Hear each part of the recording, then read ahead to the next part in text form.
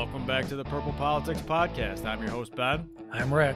And it's that time of the week where Rick and I sit down and we go through last week's headlines, see what everybody got right, what everybody got wrong.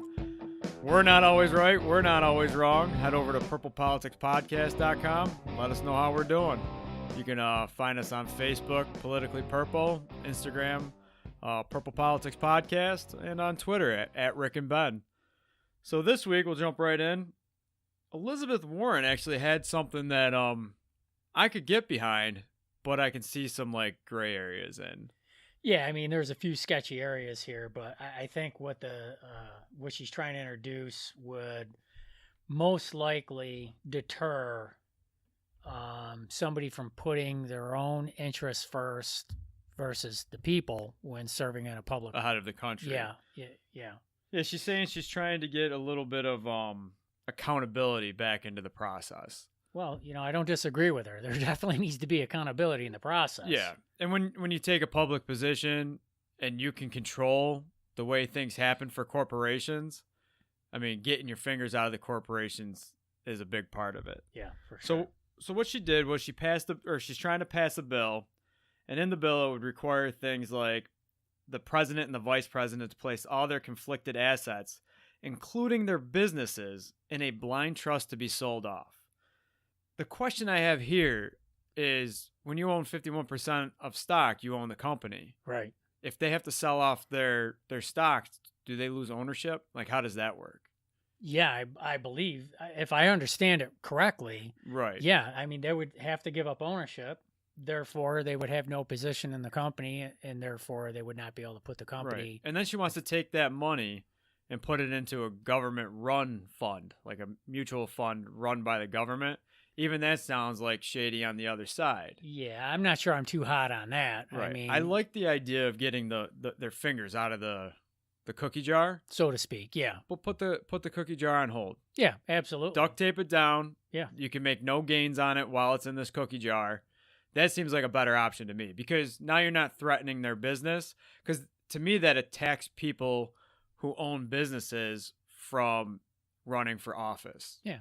Well, I mean, let's look at it this. These are not supposed to be career positions.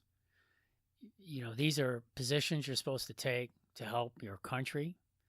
And this is I think it's a small sacrifice. I mean, I guess my attitude is with it. Here's the problem. I think there's just so much corruption, with the lobbyists and everything going on, that something needs to be done. Is this the answer? I don't know. But, it's the start of a conversation, at least. It is a conversation, and it is an answer, because right now we have nothing. Oh, for sure. We just have a bunch of people smacking us around for money. And that's how it feels to us. Well, sure. And it's probably, I got to think that that's probably the way it is. Listen, there's a lot of backroom deals that are being made every day. And, we're seeing some of it in the news right now. Right. I mean, this is the shady shit that goes on behind the scenes. Yep. And, they're pursuing it because they know the odds are more that it's happening than it's not. Right. But we all knew. Oh, yeah. This whole Manafort thing, oh, yeah. that's nothing new. We knew that was happening. I mean, look at Cuomo. His whole staff is. Yeah. I mean, how many corrupt? Everybody's like, oh, Trump's got these 3 guys that are corrupt. Look at fucking Cuomo. I mean, Cuomo's the poster child right now. Yeah, and this is, here's my view, and I've said it before, and I'll say it again today. I don't trust any politicians. Neither do I. I think they all have their agenda. I think they all have the corporate money that comes into their campaigns to get them into office. Yep. They owe favors.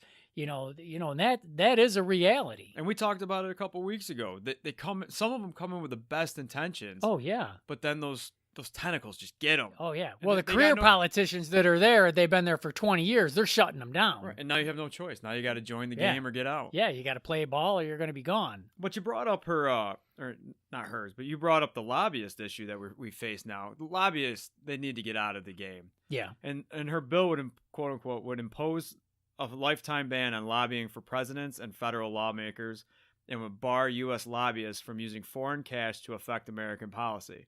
I'm fine with that. It would also slap new taxes on excessive, quote-unquote, lobbying of more than $500,000 a year. it would bind Supreme Court justices to a code of conduct recognized by other federal judges.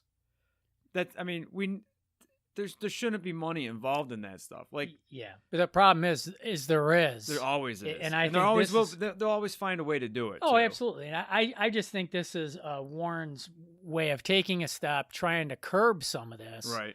You know, will you ever get 100% out of politics? I really don't think you do. No.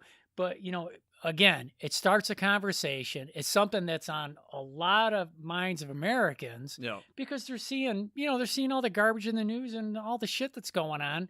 And most people already realize that a percentage of this is going on anyways. So, you know, she's just trying to bring it to the forefront. Now, bring it to the forefront and get some notice behind it. Whether or not this will get passed, at least she's put something on the table. Right. You know? Which I love that. That's great. Right. I mean, we spend a lot of time, and we'll do it today, where we seem a little bit on the right because the left's so far left. This was just a good way to represent us as being in the middle because I totally agree with this. I do think there are some problems with it, like losing your aspect of your company. Oh, 100%. And I'm no genius. I may be misunderstanding something, but I think a little bit pushes business owners away from politics. Yeah. Which that's not fair. Right. But it is an idea. Well, you know, and here's the thing. At least there's somebody doing something. Something. Absolutely. Okay. You know, Warren, she's a Democrat, correct? Yep. Okay. So I don't see any Republicans coming up with anything like this. No, and they won't. And they won't. But I do like this quote, and we'll end this story with this quote, I think. She says, "The truth is, it's insane that we have to beg the President of the United States to put American people ahead of his own business interests. Insane." 100% agree. Oh, yeah. Yeah. I totally agree with it. I think it's, like I said, I think it's a good starting point for, you know, some legislation to be passed. Let's see where it goes. You know what? This could just be a stepping stone for her setting the stage for herself to run in 2020. We don't know. We don't know how serious this is. She has said more than once she's not running for president in 2020. She's running for office in 2018. So she's been asked a few times, and she said she's not. But, I mean, it's happened before. Right. But at least she's saying that's not her agenda right now, but she is still running in 2018. So we got to get a sound effect for this one because there ends up being one every week. It's time for Ben's an Asshole segment. You know, it happens. It happens. Weekly. So this week, there's lots of talk about this prisoner strike that's being set for, I believe, September 9th. Yeah. And prisoners want, I got a list right here. The prisoners have released a list of 10 demands on a website that include things like the immediate improvement of prison policies, increase in prisoner wages, rescinding laws that prevent imprisoned persons to have a chance at parole, more rehabilitation services, and voting rights. Now, right off the bat, let's start with that last one. Fuck you and your voting rights. You do the crime, you leave society in jail, you don't have a right to vote. Cuomo shouldn't be paroling these people. Yeah, so they can vote early, so that they can vote. And I think I read something where I misunderstood what he was doing there. I think he was. Yeah, well, it didn't work out so well for him either way, so it didn't matter if we misunderstood it. But you know, I want to get this out here. This is the way I see it. Okay, if you commit a crime and you are convicted of a crime and you go to prison, you don't have any rights. Right.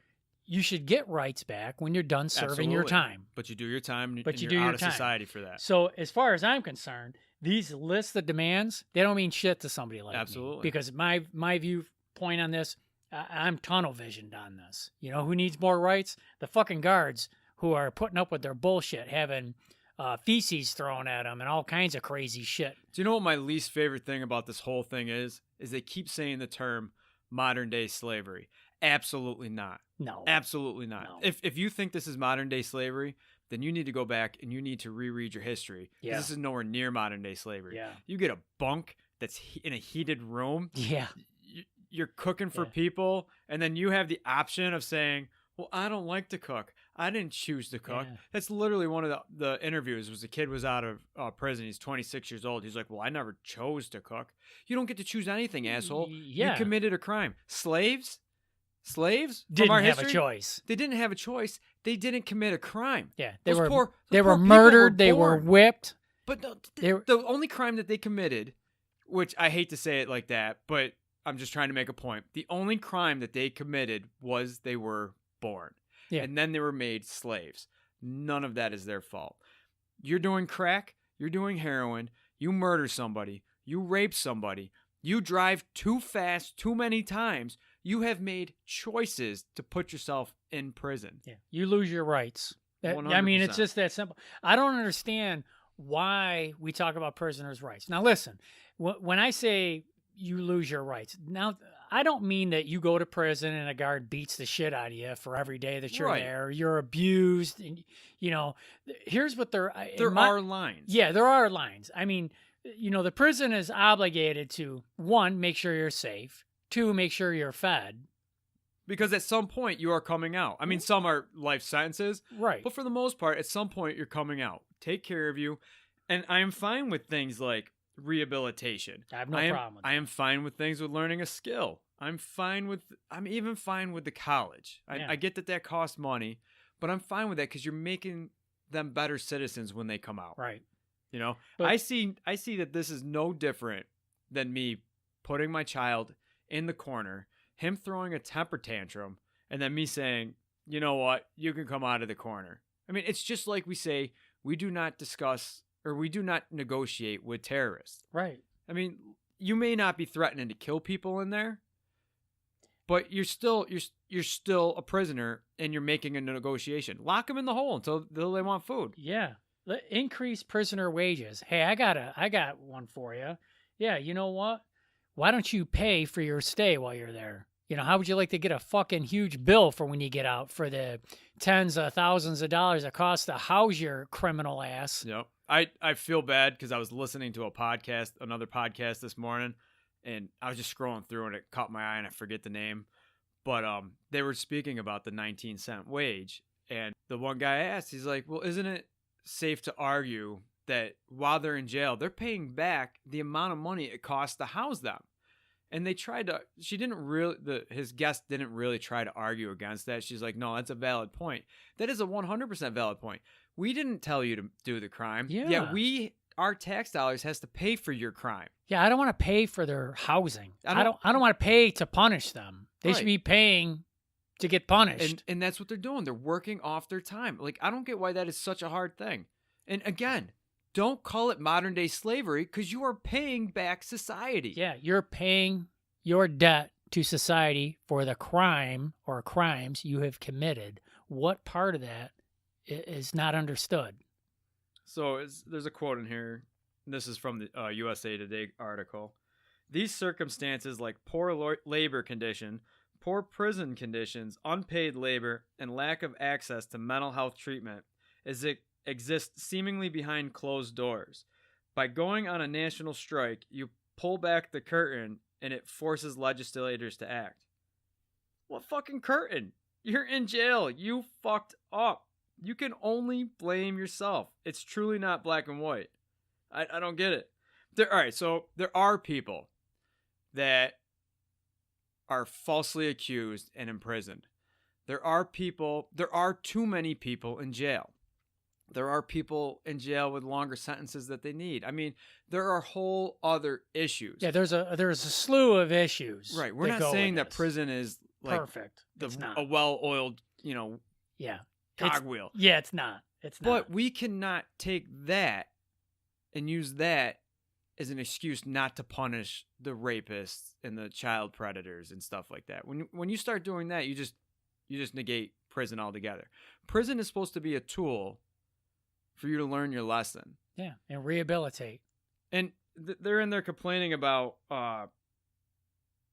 rescind laws that prevent imprisoned persons from having a chance of parole. Parole, that's the one I was going to go for. Hey, you know what? If that's your fucking sentence, that's your sentence. Tough shit. You want a law that'll rescind the chance of parole? There is one. Death penalty. Yeah, there is one though. Yeah. It's called don't commit the crime. Well, no, I'm fine with them committing the crime Yeah. and going to the jail. Yeah. If you want to go to jail and you want to make sure every one of those sentences has a specific term, then anyone that says without the possibility of parole, just kill them Be done with it. And I get that all the court fees cost way too much to do that. Get rid of those too. Yeah. You know, if you want to fight about it, that's fine. There's an option for you. We're just talking last episode. At least somebody put an option on the table. First step. You don't want parole? Don't commit the crime. You want the chance for parole after committing a crime? Death penalty. Yeah. Free. We'll let God sort you out at the end. Yeah. There's no mercy here for me. And I said it before, and I'll say it again. You know what? You broke the law. You committed a crime. And I'm not talking about falsely imprisoned people. I'm talking about criminals that break the law and go to jail. You don't have rights. Absolutely. It's and even the just people that are in there innocently. Well, they don't have rights either. They don't have rights either, but we can't give everybody rights just because of the few that are in there. Well, yeah. And, you know, the appeal system, I mean, let's be honest. You know, the whole system is definitely, it's definitely fucked up. Yeah. You know, but every state has different laws. Yep. Every state has different ways that they handle things. You know, one thing that could be clear is federal. Federal could be the same across the board. Yep. You know, I don't know. I just think that, you know, there's loopholes in this system. They get abused. I do understand some of the things that they're talking about. But what I'm talking about is somebody who's convicted of a crime and they go to jail, prison, whatever you want to call it. You have no rights. The state or the federal government, right? The state or the federal government is obligated to keep you safe, keep you fed, and try to educate or rehabilitate you. It ends there. It doesn't mean playing dominoes. It doesn't mean watching cable TV. It doesn't mean your buddy smuggles drugs in for you and you get high all damn day. So let me ask you this. So these people, they want minimum wage. That's what the one guy was saying. I want minimum wage. Oh, fuck I want off. a livable wage. Well, that's fine. So that's fine. It cost me $80,000 a year to house your ass. House you. So you owe me $80,000 of your minimum wage, and then you have to pay for your food. Right. You know, and I'll call your $80,000 room and board. So I won't charge you room and board, but now you have to pay me for your food. Clothing. You have to pay me for your washing your clothes. Yep. You have to pay me for your cable TV if you get it. You have to. I mean, do you see what I'm saying? Who pays for your bills? Yeah, nobody. Your job pays you your wage. Yeah. And your wage is based on the job you choose. You chose to do the crime. You're going to jail. Your wage is now $80,000 or $70,000 or whatever it costs a year. You're paying me back. And the fact that you get 19 cents an hour, that means your ass makes more than me. Yeah. Because after all that stuff that we have to pay for you, yeah, that would be my $70,000. So now you're making 19 cents an hour more than me. Yeah. Fuck you. Yeah, and your dumbass shit. Yeah, I got a great, you know what?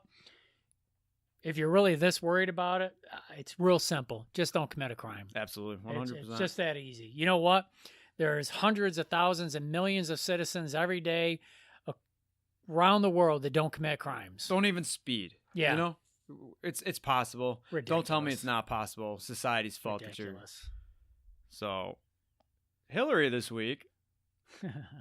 So I guess a while ago, an 11-year-old girl knelt during the Pledge of Allegiance. She did it 3 days in a row, and her teacher reprimanded her for it and said, it's school policy that you have to stand for the flag. That is 100% true. I looked it up. Her school policy does say that it is against policy for her to not stand for the flag. Now, the government, I think the Supreme Court had gone through and said, no, your First Amendment rights don't end at the door of a school. So teachers and students still have their First Amendment rights. So this 11-year-old girl has the right to kneel, but she's still disrupting the class or trying to get attention or whatever she is.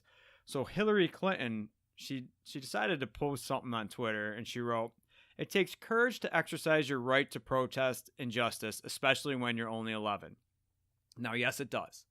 I 100% agree with Hillary Clinton. I'm fine with what she said. The problem I have is as a presidential candidate, as somebody who loves this country as much as she pretends to love this country, because I do think she just pretends. I think she's just a face. And anyways, we won't get into Hillary because that's a fight I don't want to fight. But as the presidential candidate and somebody who loves this country, she should have also finished that tweet with, but there are other ways to protest than disrespecting the flag. Right. Because just like with the police and everybody's burning the flag over the police and whatever, This little girl was saying she was doing it because of I decided to kneel because there is a lot of things I really don't agree with in this country: racism, sexism, and the person in the White House. Oh, well. By kneeling for the pledge and disrespecting the flag, you are not protesting them. No. You are protesting everybody who has died. Yeah, the to make sure that you can kneel. There's other ways to protest. Stop. I mean, you're only offending the people who have died for you. I don't understand how Hillary could not add that in there. Like, they cater to the people that they hope will vote for them. This is a slam at Trump. That's all this is. You know, he makes it. 100%. Trump goes off the deep end when, sports figures do this. She knows this. It's just a jab, and using an 11-year-old to fuel that fire is just wrong. But what would happen if Trump didn't say, you know what? And you know what? I don't agree with Trump just about on everything. I think the guy can't. The dude needs an editor, number one. He needs a leash. Yeah. And he needs to have his fingers broken so he's not touching that damn keyboard. I should probably take that one out because Secret Service is going to be at me. I don't really want to break Trump's things. I'm just saying he shouldn't be touching a keyboard. Right. Because he just tweets just stupid shit. The guy does not think before he acts. But had he not defended our flag, the left would have been like, oh, Trump doesn't like the flag. Oh, yeah. He totally approves. They'd spin it. I mean, they just go off. But my question is what is an 11-year-old doing worrying about racism, sexism, and the person in the White House? This to me sounds like a parent that has force-fed their child a bunch of BS and then sent their kid off to school. Like when we were kids, if that had happened, that kid was getting beaten up in the playground. Oh, for sure. I admire her courage, but I just think there's a more intelligent way to handle your protest than this. I think it's the problem is when you kneel and protest to these things, the people that you're protesting, they don't give a shit. The people that are offended are the people that have nothing to do with this. Yeah. And that's the problem. And I think until a lot of people see that. But here's the other thing. And this just gets kind of pushed to the side, and that's how the media likes to do that. She did it 2 days in a row with no issue. The school has come down and said that she was not verbally abused by the teacher. She was just told she can't do that any longer, which is according to school policy. And they're saying they're going to relook at school policy to see if it fits the First Amendment thing. But until this gets put out on the internet like it did, who's even going to know that she's protesting by kneeling at the flag at school? Yeah. I can't even get into my kid's school without pressing a buzzer and going through airport security, for Christ's sakes. I think airport security is a little bit easier. Yeah.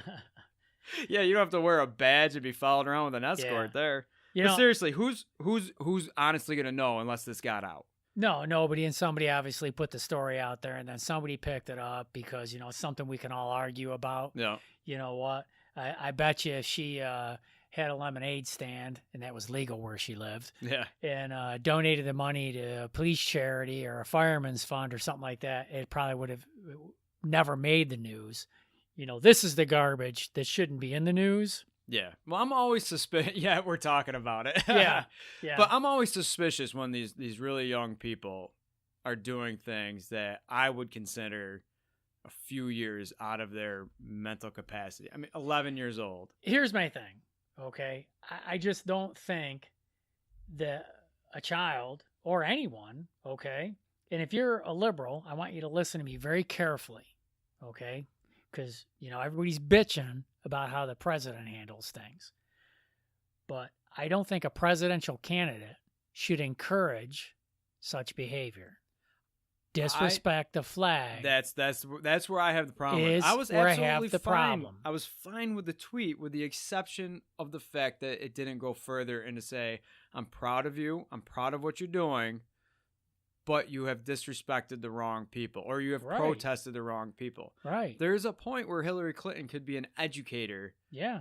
Well, she missed her opportunity. She just jumps on a bandwagon. Yeah, she's just firing a shot across the Trump bow. That's all she's doing. Yeah. And get relevant and get back in the news. I have a serious issue with it. I think it's wrong to disrespect the flag over any reason. There are other ways you can protest than disrespect our flag that our men and women in the military have put their lives on the line so we can afford to have the liberties that we do have. Yeah.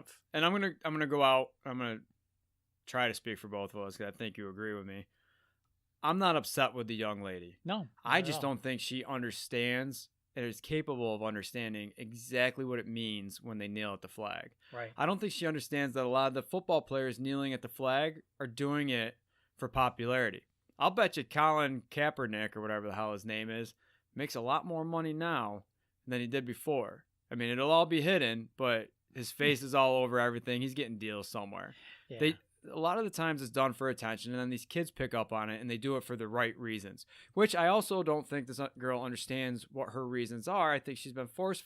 I mean, we have young kids. Well, mine are older now, but you still have young kids.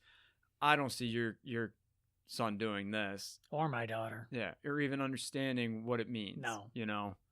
So let's talk about another young kid. Goes by the name of Bubba.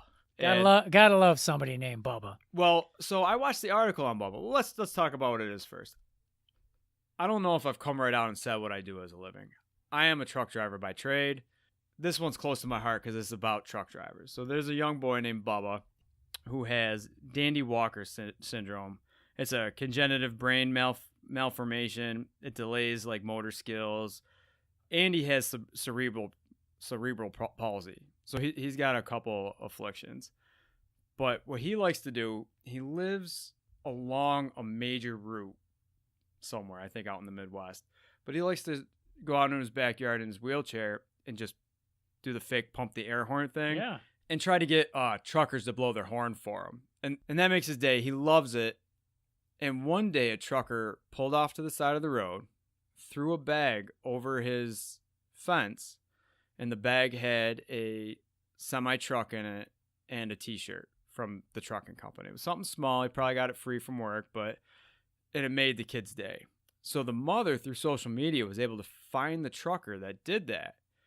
After a little, talking with one another, they set it up to have a bunch of truckers meet out at a state park to throw this kid a birthday party.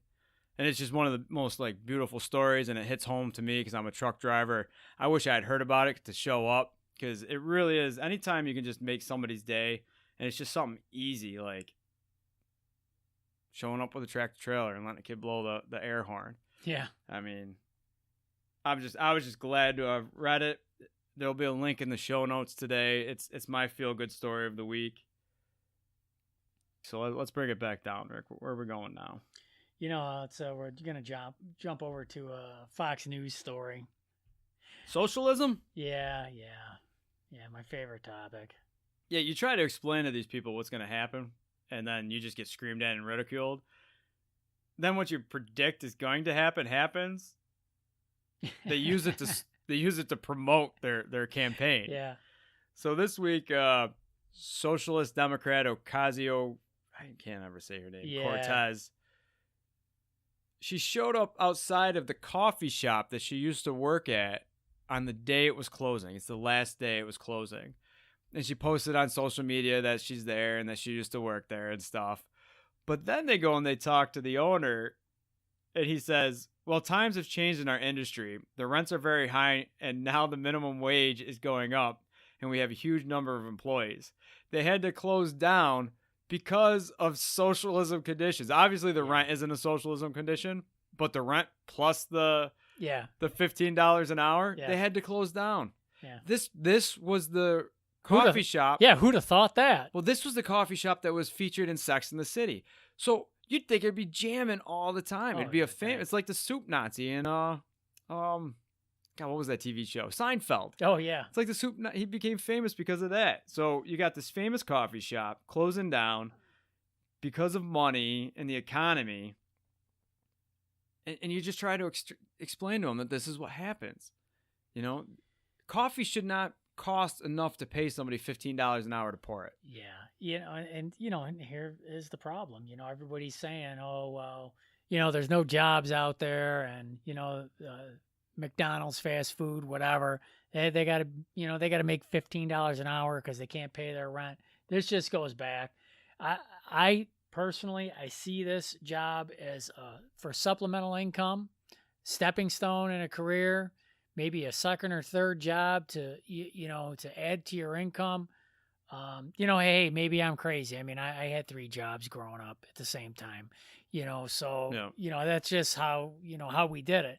Now, if you would have said to me back then, hey, someday, you'd be able to do this job and, buy a house and a brand new car, I'd think you're crazy. I'd think you're as crazy as I do today. I don't agree with it. I think if you want to pump inflation, this is the way to do it. You want to put small business out of business, this is an even better way to do it. You want to put people out of jobs. Yeah. The Washington Post recently reported a University of Washington. Wait, are we talking about the Family Washington Post or the regular Washington Post? I think they're both the same. Okay. But it recently reported a University of Washington School of Public Policy study that actually found that higher minimum wage led to, quote, significant job declines and actually left the poorest, worst off in the city. I don't doubt that.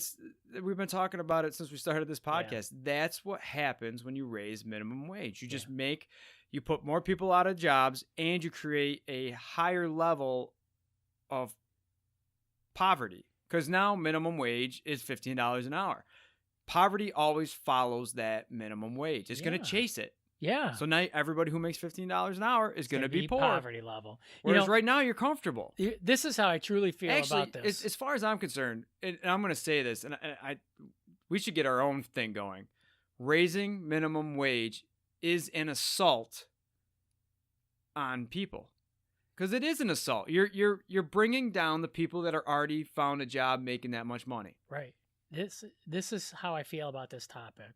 If you take a hard metal or wooden surface and then you sit in your chair on the edge and then you just slam your face on that surface several times, that's how it feels to me to talk about this idiotic shit. Because you don't have to be a mathematician. You don't have to be a friggin' rocket scientist to know that this does not work. You just have to be able to apply logic. You just have to be able to think a little bit ahead. Yeah. And the problem is nobody likes to think ahead anymore. They No. only like to. It's we today. are such a quick fix society. Yeah. There's no quick fix for this. No, this is a quick kill. Yeah, this is a quick kill. This will kill you faster than it'll fix you for sure.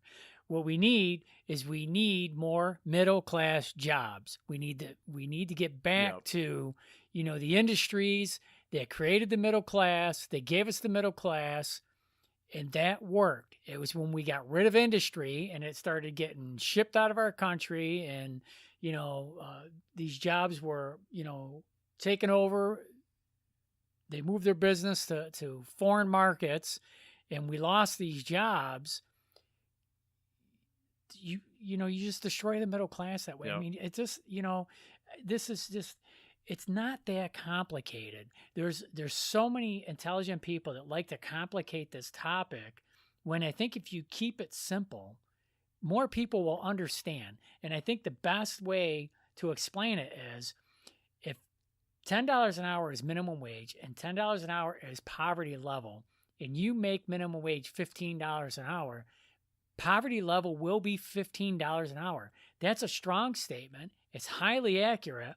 And, maybe that's how it needs to be presented so people understand it. Yeah, the 19-year-old kid's going to love making $15 an hour. But guess what? What about 4 years from now when he's making $15.50? Yeah. Because they can't pay him 18 or 20.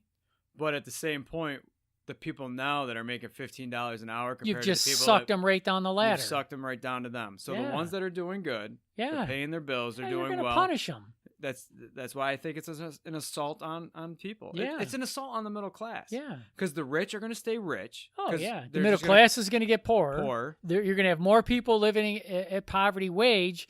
And here's what's eventually going to happen. When I see these businesses go out of business, they go out of business here. And they go over the border and they set up shop where they can pay half that wage and increase their profit margins, they're not going to suffer. The American people are going to suffer. 100%. You know, people don't get that. I also don't understand why anybody thinks minimum wage is the livable wage. It's not, and it never has been. The choices you make determine how much you make. Yeah. I have a college degree. I am a truck driver because I make more than my college degree will pay. Right. So that's a decision. I could make less and whine about it. No, I bust my ass and I make more money. Well, it's a no-brainer to me. It's easier to complain. Yeah, I guess so. You know, I mean it's just that simple. And I think things like this should not be encouraged. They should not be used as a platform to get elected or to hold a position when you know damn well that this is a bad move to do this. Another big problem is, and I've heard it a bunch of times, is you get these economists with doctorates and they come in and they're like, no, this will be a good thing. And then people see because they have a doctorate, but... Yeah, I've met a lot of people that have some pretty fancy degrees that aren't too friggin' bright. But I remember when I took economics, there was a list of the biggest no-nos. Or it was a list of the top 20 rules of economics. I'm going to ask you right now what you think rule number 1 is. Oh, you mean pay everybody as much as you can? No, there should be no minimum wage. Yeah. Rule number 1 of economics when I went to college is no minimum wage because that falsely affects the economy. It affects wages, it affects costs. It sets the bar. Exactly. Is what it does. It sets the bar. So I don't think we've been mad enough yet today, Rick. So let's bring it over to a little local story. We got this off of Syracuse.com. And it's actually about I believe a paper a professor of government at St. Lawrence University in Canton named Alan Draper wrote. But he was talking about the double standard liberals have when it comes to insults directed at white people, directed at everybody. So you hear people losing their jobs over racism. But then there was the Korean-American journalist Sarah Jeong, who was writing all those anti-white tweets. Yeah. Or whatever she did. Yeah, she's a real piece of shit. But then they justify it. Yeah. So it's bad for somebody to say something about one set of people, but when you completely insult and assault whites, because whites are, we all have devil horns and hate everybody. Yeah. It's okay. So my question is there a double standard for liberals? Do they not understand that they're doing what they say they hate people doing? No, they don't get it. And it goes to show you where, listen, okay, there's been a lot of races that have been suppressed over long periods of time, okay? So what happens is when, in today's day and age, when, there's some suppression, people get pissed, especially if it's a race that has been really hammered on in the past, okay? Where if you talk to other races, the majority of the opinion is going to be white people have the best advantage. So therefore, this Sarah Jeong, is that her name? I think so. Okay.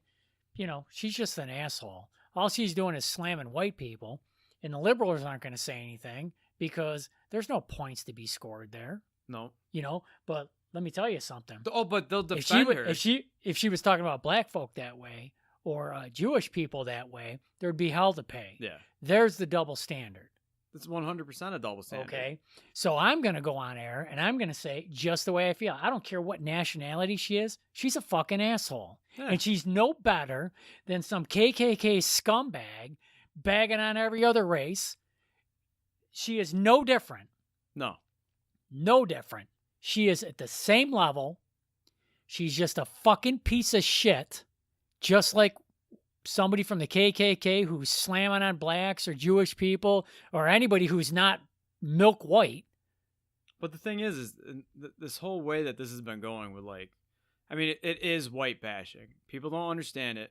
But especially if you're a middle-class white male you have no voice anymore. You say anything, oh, you're just a middle-class white male. Yeah. I just asked you how to get to the store. Yeah. Oh, fuck you, you're a middle-class white male. Yeah. I mean, literally, people don't see it, and I think it'll take a few more years for people to see it. Yeah. But middle-class white men are shit on. Like, we're not allowed to, like, have a thought. But I think this is one of the points of his article. This goes to show why Trump got elected. You can't just beat up the majority of the population and then have them go, give me some more. They're like, no, we want that fucking guy. Yeah. That fucking guy says he doesn't like you. I want that fucking guy. Yeah, he's going to stick up for me. Wait, what did he say? That's the dumbest thing I've ever heard. I still want him. Give me that guy. Yeah. Because I can't even walk out of my house without... Yeah. Oh, this lady, though, is a scumbag piece of shit. Yeah, I don't even care about this lady. Okay. And you know what? And anybody who adopts her attitude towards any race, my color, point religion is a piece of shit. She doesn't even matter. She was just... She's a bag of shit. Yeah, but she's just... She's the poster child for my whole argument. Yeah. Because it's not just her. It's Black Lives Matter. They say the same shit. It's her. It's... White people aren't the devil. I know. Okay? But you're racist for saying that right now. Then I'm a racist. I got news for you. Everybody's a racist. Don't ever run it for president. Everybody's being a racist. You want to know why? Because I'm a realist. I know everybody has a certain amount of racism in their body. No, everybody has prejudice in them. They don't have racism. They have prejudice. But my thing is she's just a poster child for the liberal bullshit. She's a bag of shit. She is a bag of shit. But I think, who is it? She works for the Times. They're a bag of shit for keeping her on. But why don't they fire her? But why? Because she's not talking about black people or Jewish people? They post articles about she's a bag of shit. Other people that need to be fired for saying stuff. Bag of shit. We're beyond the bag of shit, Rick. Because the point is, it's not her. It's liberal. It's the liberal mindset that, I mean, there's self-righteous, defense of being... They're just ignorant. Being bigoted. Ignorant. I mean, but the thing is, they'll be a bigot, and then they'll call you a bigot for calling them out. Yeah, well, that's their trademark, right? Isn't that my prejudice kicking in? All right, let's move on to the next one. Rick's just going to keep calling her a piece of shit. She's a bag of shit. Speaking of shit, I don't know how that worked out. It's so no well. Laughing matter, Ben. Well, this next one is. Yeah. We're talking about the job this Sarah Jong should be taking. The poop cleaner? Yeah. So, yeah, we've talked about the West Coast and a lot of their problems and the poop and the needles and all that stuff. This article hurts my brain. I don't get it. Mayor London Breed of San Francisco, she does like spot checks on her city, because instead of saying, I'm going to go check out this area and having them clean it up and then getting there and it's clean, she'll just get in her car and go, which I like that. I think that's great. But what she also does is San Francisco has just set aside like $12 million a year on what's basically... housekeeping. The San Francisco Chronicle puts it, housekeeping for homeless encampments. I got a question. I got to interrupt you because I have a question. At $12 million a year, could we not put these guys or all these people in a home somewhere? That's just what I was going to say. Or an apartment? Like, wouldn't $12 million a year solve the homeless? So we're going to pay $12 million a year for people to go around and clean up, and then to perpetually have to keep doing that and then raising the budget every year, when you could take $12 million and start to solve the homeless crisis. Wow. I just... But... $72.5 million a year. The people who are doing this are getting paid $71,760 a year, which quote unquote swells to $184,678 with mandated benefits. So you're paying somebody $184,000 to clean up after these homeless people when you could house them. You could house a bunch of them for less, or you could figure out programs to get them off the street, or find out why they're there. A lot of it, is they have some kind of mental illness. Yep. And it goes back to how shitty, You know, we treat people. A lot of them, with and I hate to say illness. this, but you take away some of your stupid social programs, Yeah. West Coast, Yeah. they're going to start heading east again. Yeah. Because a lot of these people came from over here. Yeah. I was just watching a video, and somebody's like, warmer weather, better benefits. well, they were in New York City. It was winter. They're like, how can you walk by this guy without a sock on? I didn't make his decisions. Yeah. I'm sorry. I really don't care. I see too many of them. Yeah. Like, when it was a problem, buy him some socks. but there was a point in time where homelessness was a problem. Now it's a lifestyle. Right. However you look at it, a lot of these people are, some aren't. A lot of them are choosing to live like this. You go over to the West Coast, they're going to take care of you. They're going to clean up your poop and your needles. Yeah. I mean, think about it. I could just walk out front, take a shit, walk back in my thing. Somebody else has to clean it up. Yeah. Then you can go down the corner and get some free needles. You can just leave them on the public transportation bus. poke some girl in the butt with them. I mean, it's just like the mindset that we have behind our problems is just crazy. Instead of fixing the problem, let's Throw money at it. let's throw some money and clean up the after effects of the problem. Because that's what they're doing. They're not fixing a problem. No. They're cleaning up the after effect of a problem. Yeah. How do you think this started? Do you think they were sitting around the office having coffee, going, coffee with no straws, by the way. No straws. No straws. Going, you know what? How much do you think we could throw at this? How much money do you think? 12 million? Yeah, let's throw 12 million at it. Oh, you know what? We'll put a spin on it because we're going to employ people and we're going to give them 6-figure jobs to clean up the streets. Wait, Ben, don't we already have something or somebody, a service that cleans up the streets already? Well, let's break down their costs. I just caught their breakdown. Oh, it's insane. The costs include $2.8 million for a hotspots crew to wash down the camps and remove any biohazards. AKA shit. Poop. $2.3 million for street steam cleaners. $3.1 million for the pit stop portable toilets that they're not going to use anyways because the sidewalk's closer. Yeah. Plus the new $830,000 a year poop patrol. That's a quote. Poop patrol to actively hunt down and clean up human waste. I feel like I woke up in Bizarro World. Yeah, I know it's just mean of me to say, but there's a point where you got to find something to do with them. I mean, you know what? Take in the refugees and then send them our homeless. Yeah. Just start dropping our homeless off at the border. There you go, guys. There you go. And I know I'm being insensitive. You can write me all the letters you want. Yeah, I don't care. You guys want the refugees? Fine. Send them our homeless. This tit for tat. This program solves nothing. All this does is create a burden on the taxpayers. It just makes San Francisco look better. Well, that's what they want. Because, that's all. It's a tourist destination. It's just to cover it up. But they got homeless encampments. Have you seen the pictures of like the just blocks and blocks and blocks of like homeless tents? You know, at that wage, $184,000. I mean, you're cresting doctor wage at that point. Yeah, I mean, honestly. Well, it's $71,000. I don't know what the mandated benefits are, and I don't understand how your benefits are $120,000 more than your wage. Yeah, I don't get that either. But it says it pays $184 by the time it's done with the benefits. Benefits. But what I'm saying is, you know, a doctor is going to make a couple $100,000 a year. And I got to, you know, all right, let's take this a little step further, okay? So $72.5 million is the street cleaning budget, including a spending of $12 million a year on what essentially have become housekeeping services. So why don't we take the $12 million, all right, bear with me. Let's take the $12 million. Let's build a medical facility, okay? Yeah. And then we'll make that medical facility for people with mental illness. And then instead of paying some guy to spray shit off the street at $184,000 a year, why don't we hire some doctors? Then we can have a big plaza where all the homeless can go. They'll have free shelter. They can get free medical care. And I don't think it'll cost quite that much. Yeah, I don't get. I mean, I don't get what they think they're doing. Where do you come up with this idea?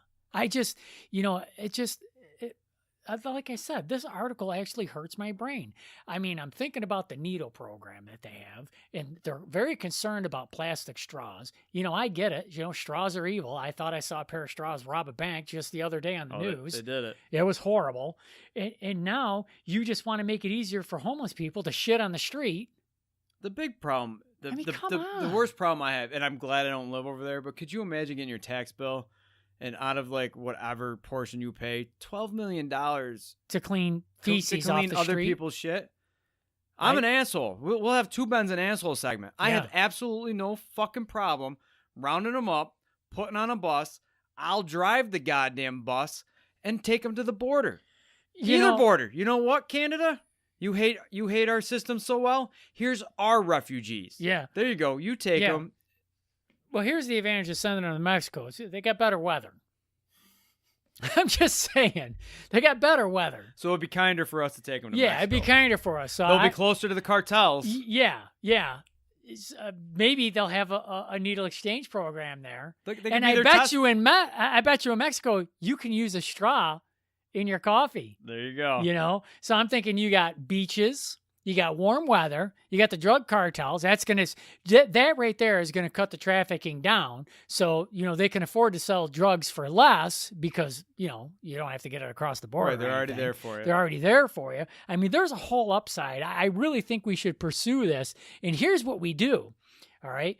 We swap out hard-working Mexican immigrants. Yep. For our homeless drug exactly addicts that shit on the streets.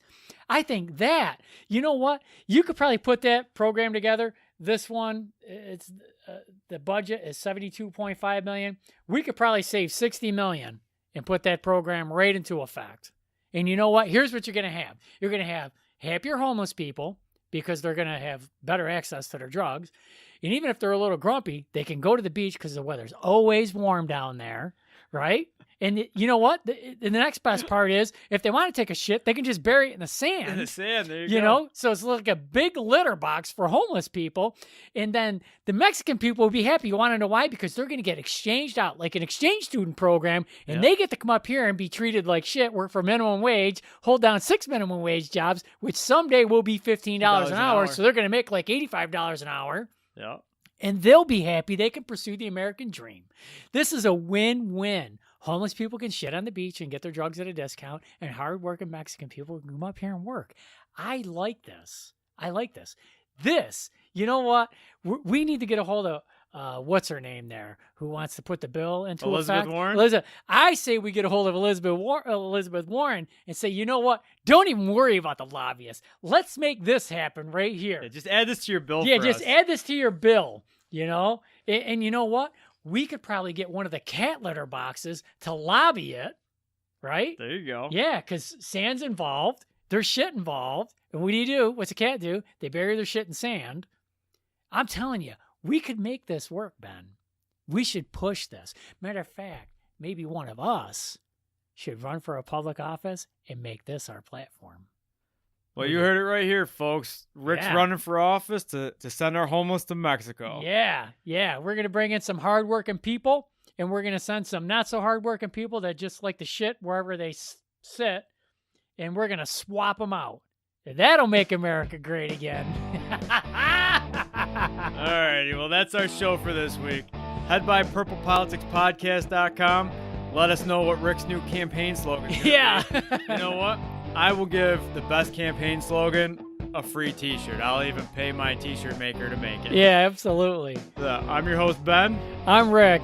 Head over to purplepoliticspodcast.com to find out more. Follow us at Politically Purple on Facebook, at Rick and Ben on Twitter, and purplepoliticspodcast.com on Instagram. Talk to you again next week. What did you ask me in the beginning before I got sidetracked? I was going to say I actually watched the video